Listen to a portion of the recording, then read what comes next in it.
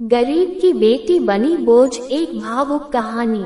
हमारे समाज में बेटियों को लक्ष्मी कहा जाता है, लेकिन कई बार हालात ऐसे बन जाते हैं कि वही बेटी अपने ही घर वालों की नजर में बोझ बन जाती है। ये कहानी एक ऐसी ही गरीब परिवार की है, जहां बेटी अपनी गरीबी, जिम्मेदारियों और समाज की कड़वी सच्चाइयों से जूझती है। एक गरीब परिवार की स्थिति।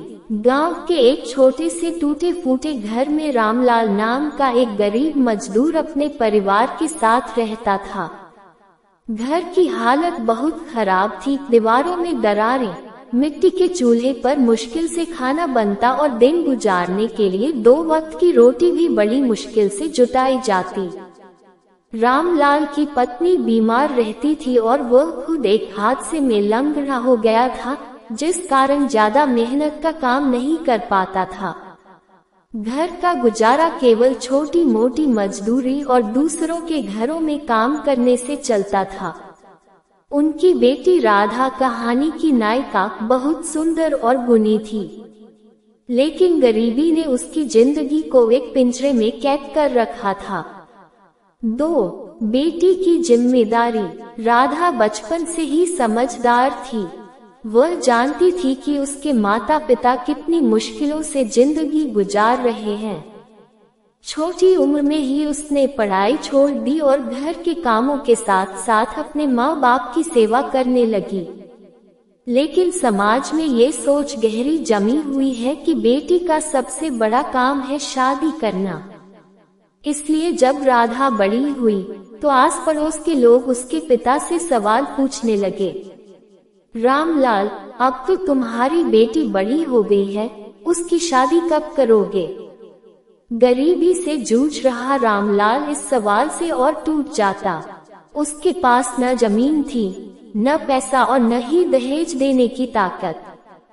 3 शादी का दबाव और दहेज की मांग। एक दिन एक रिश्तेदार ने राधा के लिए रिश्ता बताया। लड़का अच्छे घर से था, लेकिन उसकी फैमिली की मांग बहुत बड़ी थी। हमें fridge, TV, washing machine, car और 5 लाख रुपए चाहिए। रामलाल ने हाथ जोड़कर कहा, भाई, मैं गरीब आदमी हूँ, इतना सब कुछ कहाँ से लाऊंगा? मैं अपनी बेटी को आपकी घर की लक्ष्मी बनाकर भेजूंगा, बस और कुछ नहीं दे सकता। लेकिन सामने वाले ने साफ कह दिया, अगर दहेज नहीं दोगे तो रिश्ता भूल जाओ। राधा ये सब सुन रही थी। उसकी आंखों से आंसू बहने लगे। उसे लगने लगा कि उसकी गरीबी ही उसकी सबसे बड़ी दुश्मन है। 4 बेटी का संघर्ष। राधा ने हिम्मत नहीं हारी। उसने अपने माता पिता से कहा, पिताजी, आप चिंता मत करो, मैं पढ़ूंगी, काम करूंगी और अपने दम पर आपको भी संभालूंगी। लेकिन हालात उसके खिलाफ थे। पैसे की तंगी, समाज का ताना और लड़की होने का बोझ सब मिलकर उसे तोड़ रहे थे। गांव के लोग अक्सर उसके परिवार का मजाक उड़ाते, गरीब की बेटी है, कौन करेगा इससे शादी? ये तो अपने माँ बाप के लिए बोझ बन गई है। इन तानों ने राधा के दिल को बहुत दुखी कर दिया। 5 बेटियों का असली मूल्य। एक दिन जब राधा खेतों में काम कर रही थी, तभी पास के स्कूल की मैडम उससे मिली। उन्होंने राधा से पूछा, बेटी, तुम इतनी मेहनती और होशियार हो, फिर पढ़ाई क्यों छोड़ दी? राधा ने रोते हुए कहा, मैडम, गरीबी ने मुझे किताबों से दूर कर दिया। अब तो लोग मुझे बोझ समझने लगे हैं।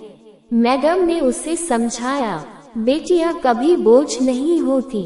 अगर तुम हिम्मत रखो और आगे बढ़ो, तो यही समाज एक दिन तुम्हें मिसाल कहेगा।